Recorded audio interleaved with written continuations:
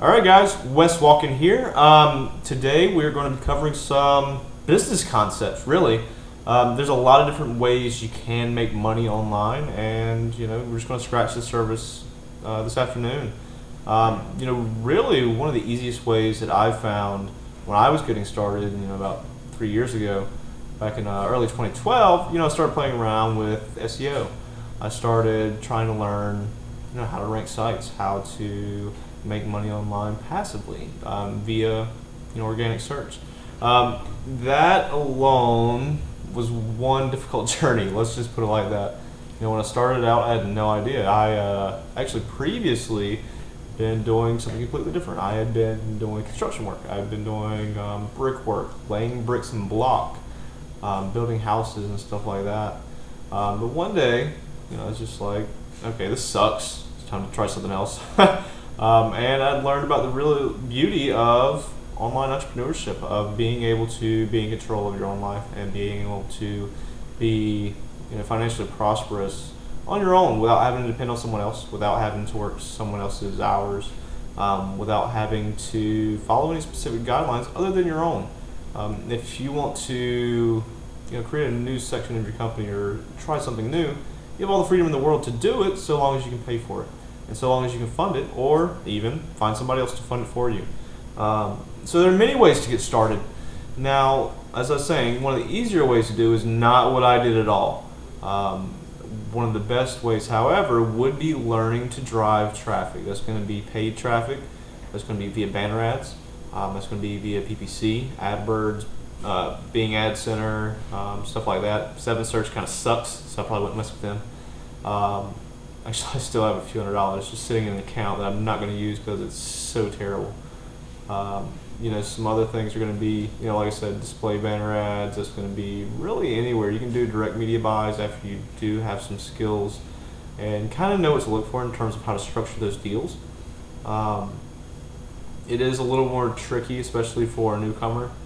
It's probably not the best thing to recommend right off, but there are plenty of self-serve platforms out there for some very big sites with tons and tons of traffic where you can really get your feet wet and try to understand how to build ads and how to build funnels.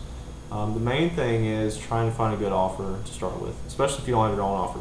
Now, I'm very biased when it comes to actually running, say, affiliate offers or someone else's offers in general, unless it's a really good offer, really good product, or a really good deal. The main thing is if you're not really providing the people that you're running that traffic to a lot of value, then you're not really helping anyone out. If you're not helping anyone out, it's going to be harder to make money. I mean, you can still do it, of course, but they're not going to be long-term customers. You're not really providing them a ton of value right from the start, and it's going to be a difficult journey.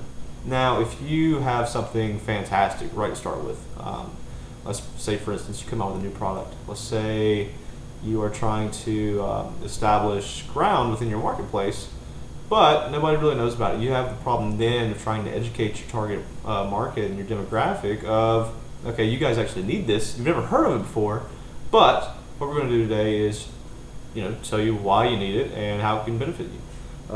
So that's usually the best way to go, especially for newcomers. Start off in the right direction where you're actually creating something from scratch, something that you actually find that the market needs, and bring it to them rather than take somebody else's product that usually sucks and trying to sell it for them. There are many great things about that. There are more bad things as well. Depends on really what your goals are. So you can do it either way. Like I said, I'm just personally biased towards the other way because you can make a lot more money, you have a lot more control, and you provide a lot of value to your customers right now and for a long time into the future. Now, affiliate marketing in general, it's a good place to learn paid traffic. It's a good place to learn how to build funnels.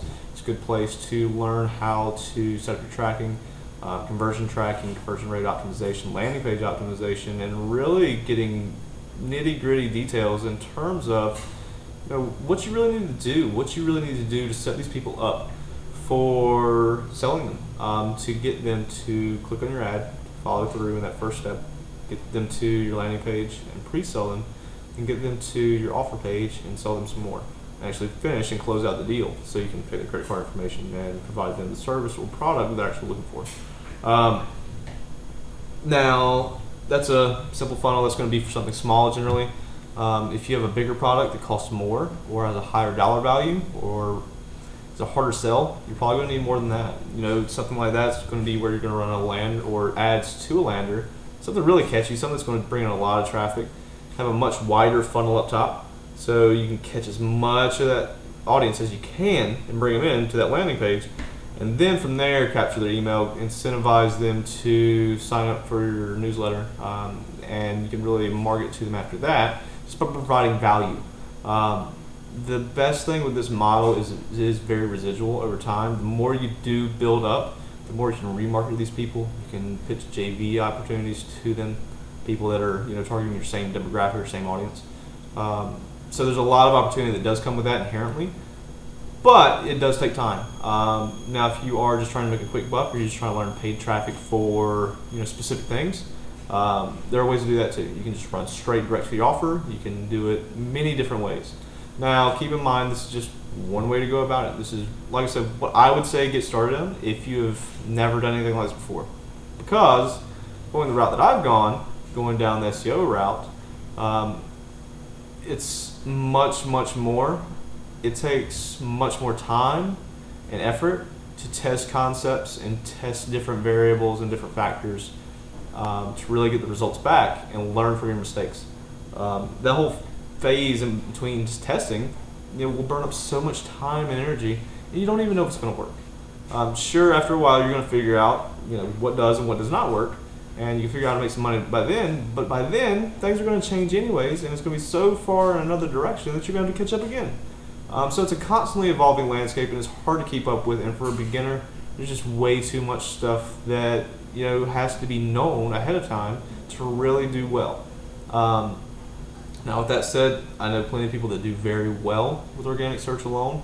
That can be people that are running their own e-commerce stores, being strictly resellers or wholesalers, both in B2B and B2C. You can also do lead generation, which is going to be generating leads for service providers, or if you have your own service or product, of course, you do want your own organic traffic, because that's going to be part of the overall strategy in terms of driving more traffic to your site and making more sales, more residual sales, more repeat customers. If they search for something, okay, so the idea here is once you get them, you want them to be a customer for life. And organic search is a great way to do that, to really get somebody in for nothing after all your time and resources are spent to bring them into your site and bring them into your funnel, into your business, introduce your business, and keep them there. But from there, you do want to try to keep them, and really take advantage of that free traffic. So SEO is a really powerful tool to have, but it is not something to be solely reliant upon. You do want to use it in conjunction with paid traffic. You want to do it in conjunction with email marketing. You want to do it in conjunction with Facebook ads or any type of social media as well. Really anything that's going to get people to your site and get more and more eyes viewing your product or service or your core offering. And that's really in a nutshell of where I would begin this journey. Start with paid traffic. As you build up and really define your audience and really define your marketplace, that's when I'd expand into stuff more like social or SEO. But for the very beginning, get that stuff profitable. Make sure you have a positive ROI. Make sure that you can really target your audience. From there, everything else is going to kind of fall into place. You'll have your numbers. You'll have a lot of data to work with, and you're already making money.